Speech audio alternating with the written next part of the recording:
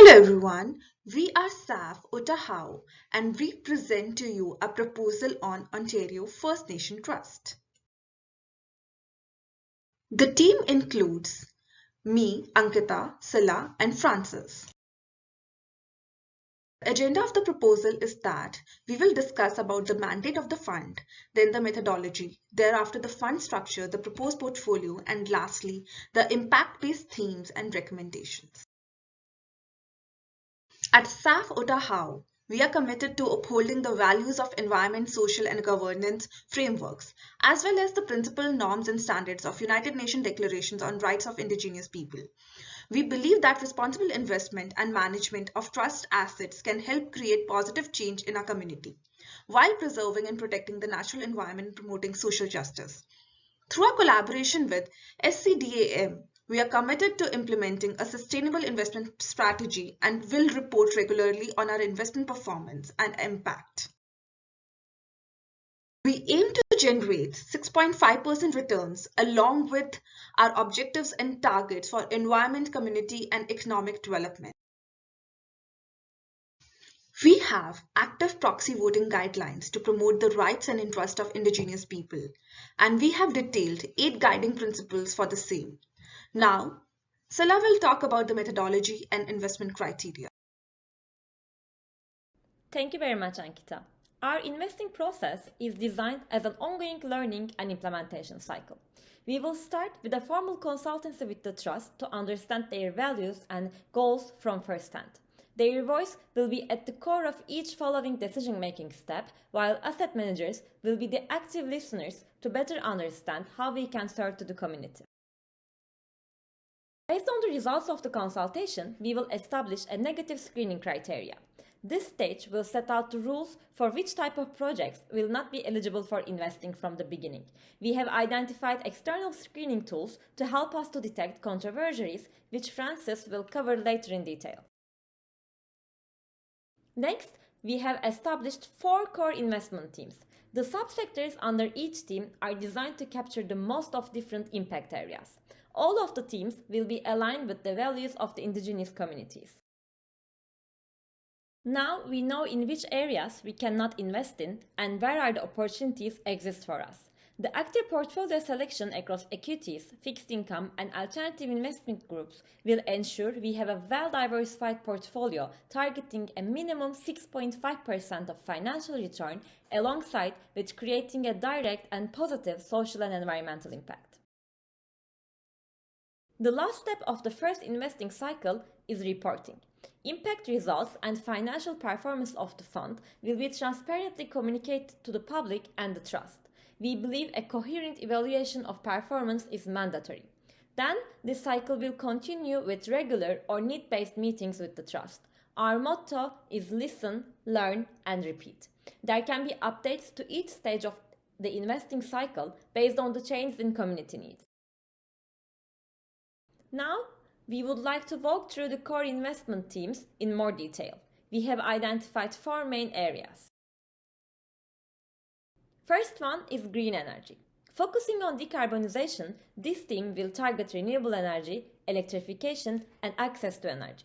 A community solar power plant project is a great example of what we are targeting under this theme. The second theme is empowerment of disadvantaged and underrepresented groups. We will focus on investments directly enhancing education, job creation, and access to financial capital.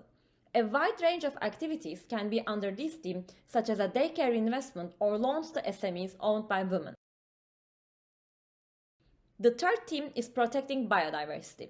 Preserving nature is at the core of our fund. Specifically under this theme, we will achieve positive environmental impact by preserving forestry land, water, and air. Last but not least, under infrastructure theme, we will focus on large-scale investments not addressed under other themes but much needed for social justice and sustainability, such as affordable housing or public transportation investments. Now I'm leaving the floor to Francis. Thank you, Sela. Now you may ask, what kind of screening tools or data are we going to use when reviewing ESG performance of securities? Simple. We're going to use MSCI. They are the largest provider of ESG research. In fact, I worked at MSCI ESG Research, so I'm quite familiar with their work. While they may have many product offerings, due to time constraints, we will focus on just one product, and that is controversies. What is a controversy? An ESG controversy case is open when allegations concerning an event or company's practices, products, or businesses could lead to reputational risk due to the potential negative environmental, social, and/or governance impact. Here are the different categories that a controversy can fall under. As we are focused on the indigenous community and biodiversity, we can focus on two categories. I have reviewed many cases during my time at MSCI, and on many occasions the indigenous community is affected in these two categories. If a company has a poor evaluation based on the controversy data available, we can decide to either divest from or engage with the company to see positive changes. What makes the indigenous population so unique in MSCI's controversy assessment is the fact that it falls under the vulnerable demographic criteria. If a case involves indigenous people, the assessment can easily go from severe to very severe. This is significant as this also affects the ESG rating of the company. There are many benefits of having this controversy data. The key benefit to us will be the ability to identify companies that we can target for engagement.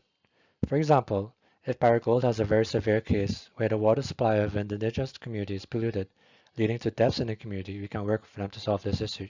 Just briefly, I also want to mention that MSCI will now be working with Nature Alpha to offer more data and tools regarding biodiversity.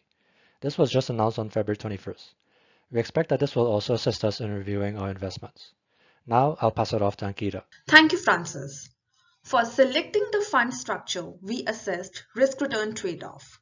We have detailed in the pyramid the investment from less risky and low returns to high risk and high returns. Government bonds are less risky and generate less returns. Similarly, investment in option futures and collectibles will generate high returns, but they are very risky. Thereafter, using risk-return trade-off, we design different fund structures. Conservative, which will invest 70% in fixed income and only 20% in equities. Balanced, that will invest 30% in fixed income and 50% in equities. And aggressive, that will invest 80% in equities and only 10% in fixed income. Given our mandate and objectives, we will go by the balanced fund structure.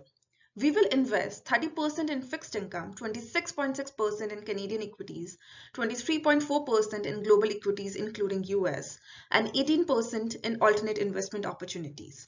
We will also invest 2% of our fund on community projects. Now, we will discuss about our proposed investments. For equity investment, we will invest in companies like Barrick Gold, Hydro One, Brookfield Renewable Partners. These equities are selected on parameters like connection with indigenous communities, job creation, and strong financial performance. For fixed income investments, we will invest in Deshkan Zimpi Conservation Impact Bond and Indigenous Growth Fund. These fixed income securities were selected to diversify, promote indigenous entrepreneurship, and for conservation initiatives. For alternate investments, we will invest in Raven Indigenous Capital Partners and Kukene Network. They are selected to create direct impact, generate high returns, and to diversify. We will also invest 2% of our portfolio on community-driven projects to give back to the community. Now, I pass it to Francis, who will talk in detail about our proposed portfolio. Thank you, Ankita. This is our proposed portfolio. We expect to achieve a return of 6.75% per annum. One thing to note is that we don't expect a return from the community projects. The return will not be financial, but more of a societal benefit. While Ankita showed you the structure and the type of investments we will use, I will show you the whole list of investments based on the 4 themes of green energy, empowerment, infrastructure, and biodiversity. First is equities. The equities highlighted are all Canadian companies. In total, we have selected 32 companies, with each company taking up 1.6% of the total portfolio funds. While some companies may be a surprise to you given the history of controversies, such as Vale, the Brazilian mining company, we cannot screen out these companies if we know that we can engage with them to see positive change in the lives of indigenous communities. When we looked at fixed income options, we found options for each of our themes. Ankita mentioned the Deshkan-Zebi Conservation Impact Bond and the Indigenous Growth Fund. These two fall under biodiversity and empowerment respectively. For green energy, we can invest in Canada Green Bonds, and for infrastructure, we can invest in both the Canada Infrastructure Bank Bond and the Micmac Housing and Community Development Bond, which had the purpose of financing affordable housing and community development projects on Micmac lands. For alternate investments, Ankita mentioned the Raven Impact Investment Fund and KNET. We can also invest in indigenous-led ecotourism ventures to protect biodiversity in the land. For green energy, we can start a joint venture to build a solar facility, just like what OPG did with the Mississaugas of the Credit First Nation. In their case, they invested $1.5 million for a 5% stake in the joint venture. As we mentioned before, we are not expecting any financial returns from community-driven projects. Regarding the theme of green energy, we can provide funding for home retrofits to be more energy efficient. Another example for empowerment, we can provide funding to small businesses led by Indigenous individuals. We can also fund the improvement of infrastructure such as roads and bridges. And for protecting biodiversity, we can fund habitat restoration projects. Finally, I'll pass it off to Sila. For the annual impact reporting, we will follow the framework of IRIS+. Our report will clearly answer the questions set out under 5 dimensions. First, we need to understand what is created as an outcome of the project. This includes expected and unexpected, intentional and unintentional, positive and negative outcomes. The next step is identification of all the stakeholders positively or negatively affected from our investments. To measure the impact, we will use different metrics specifically selected for each investment team. For instance, CO2 emissions avoided through additional renewable capacity will be a key metric for green energy. The empowerment team will measure its impact by tracking and reporting on number of jobs created or people directly supported with our investments.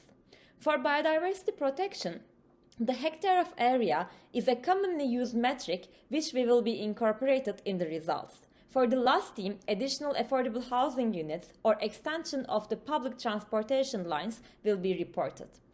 The fourth dimension of the framework is contribution.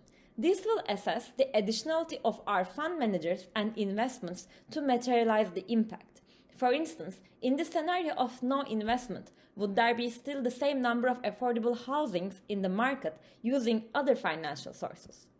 The last dimension is risk reporting to assess and disclose different risk groups such as delivery risk or continuation of the impact. Other than IRIS+, the impact reporting will also focus on how proxy rights have been exercised in the last reporting year. The financial return will be reported against selected market benchmarks for different asset groups where possible. The quarterly and annual reports will ensure the financial goals of the trust are on track. The annual report will also provide a section for the outlook of the coming year to provide insights on macroeconomic conditions in the market. We believe the financial performance and impact reports will be a clear representation of the trusts and asset managers' vision for the future under 4 core investment themes. Lastly, we have 3 recommendations to enlarge the impact of the fund beyond investing. First one is establishing a formal dual-way training between fund managers and trust members. Fund managers will learn indigenous history and values, while the trust members will gain a more advanced level of financial literacy. The next one is funding participatory research among Canadian universities to strengthen the voice of communities. This can also impact the management of the university's endowment funds in the future to divest from companies harming indigenous values. Lastly, establishing partnerships between different stakeholders, such as other trusts and asset managers, may give a great potential to enhance the active participation in decision-making and reporting practices specific to the indigenous communities. Also, the community-driven projects can be a great source of collaboration. Thank you very much for listening. This is the end of our presentation.